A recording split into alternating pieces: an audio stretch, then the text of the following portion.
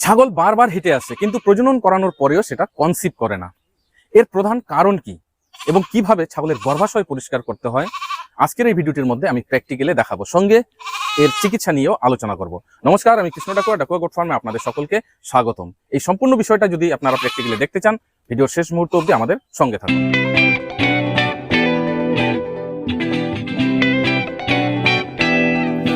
প্রিয় দর্শক বন্ধুরা, আমাদের খামারে প্রায় আশপাশের গ্রাম থেকে ছাগল নিয়ে আসে এআই করানোর জন্য।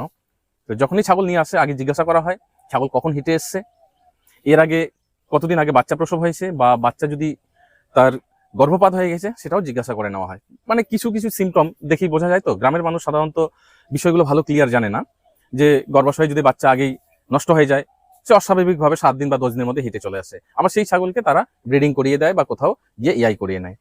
তো যেন ভালোভাবে বাচ্চা হয়, দ্বিতীয়বার যেন আর কোনো সমস্যা না হয়, এই জন্য আমরা জিজ্ঞাসা করে নিই। তো আজকেও এই ছাগলটি নিয়ে এসছে। তো জিজ্ঞাসা করা হলো এই ছাগলটির বেশ কিছুদিন আগে বাচ্চা অ্যাবর্শন হয়ে গেছে, আর অ্যাবর্শন হয়ে যাওয়ার পর হিটে চলে এসছে। আর হিট এসছে মানে কি, অস্বাভাবিক হিট। অস্বাভাবিক হিট কেন বলা হচ্ছে, 4 দিন থেকে নাকি ডেকেই চলেছে। তো এআই করার জন্য নিয়ে আসলো। একে যখন আমরা চেক করলাম এর সার্ভিক্সটা খুলেছে কিনা, তো দেখা গেল যে এর ভিতরে নোংরা রয়েছে।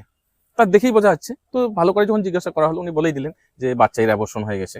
মানে ভিতরে এখনো নোংরা আছে, ছাগলটা কিন্তু হিটে আসেনি। ভিতরে নোংরা থাকার কারণে সে চিৎকার চেঁচামেচি করছে, আর হয়তো ভিতরে ইরিটেশন হচ্ছে, যেহেতু ভিতরে ইনফেকশন হয়ে গেছে। যেমন এর আগের একটা ভিডিওতে দেখেছি তার গর্ভাশয় মুখে বাচ্চার খুলি, মাথার খুলি আটকে ছিল। তো এটাও এক ধরনের ওই টাইপেরই কেস, কিন্তু এখানে জাস্ট নোংরা রয়েছে। হয়তো ভিতরে যে ইউটেরাস সেটা ভালোভাবে ক্লিন হয়নি, যেহেতু ওরা কোনো কিছু ইউটেরাস ক্লিন করার জন্য মেডিসিনও দেয়নি।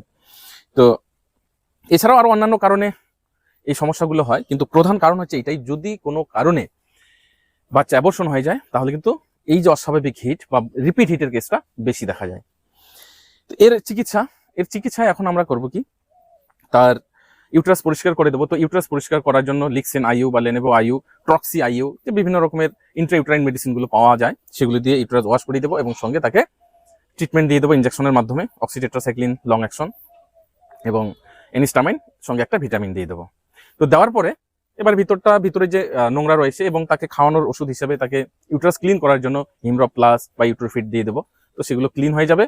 এর 21 দিন পর যখন হিটে আসবে তখন কিন্তু তাকে এআই বা ব্রিডিং করলে ভালোভাবে বাচ্চা কনসিভ করবে। এই ভিডিওটা যারা সাধারণ ছাগল পালনকারী রয়েছেন, গ্রামে 2-4টা ছাগল পালন করেন, তারা যদি দেখে থাকেন, তো অবশ্যই যদি আপনাদের বাড়িতে কোনো ছাগলের বা কোনো গরুর যদি বাচ্চা অ্যাবর্শন হয়ে যায়, তো অবশ্যই সেই গরুর ইউটেরাস ক্লিন করার জন্য যেগুলো ইন্ট্রাইউটেরাইন মেডিসিন হয় বা ইউটেরাস ক্লিন করার জন্য যে ওরাল মেডিসিনগুলো হয়, হিমরো প্লাস বা ইউট্রিফিট, এগুলো খাওয়াবেন এবং তার ইউটেরাসটা ওয়াশ করিয়ে নেবেন। যদি হিটে আসে ইউটেরাস ওয়াশের আগে, তাহলে তাকে ব্রিডিং করাবেন না বা এআই করাবেন না, বেকার সেটা মিস হয়ে যাবে। ইউটেরাস ওয়াশ করার পরেই যদি হিটে আসে, এরপরেই সেটাকে ব্রিডিং করাবেন। তো বন্ধুরা, কেমন লাগলো আমার আজকের এই তথ্য অবশ্যই কমেন্ট বক্সে কমেন্ট করে জানাবেন। যদি আরো কোনো বিষয়ের উপর ভিডিও দেখতে চান সেটাও কমেন্টে লিখবেন। আমি অবশ্যই চেষ্টা করবো আপনাদের কমেন্টের উপর নির্ভর করে ভিডিওগুলি বানানোর জন্য। আজকের ভিডিওতে এখানে বিদায় নিয়ে নিচ্ছি। আপনারা সকলে ভালো থাকুন, সুস্থ থাকুন। জয় হিন্দ, জয় ভারত।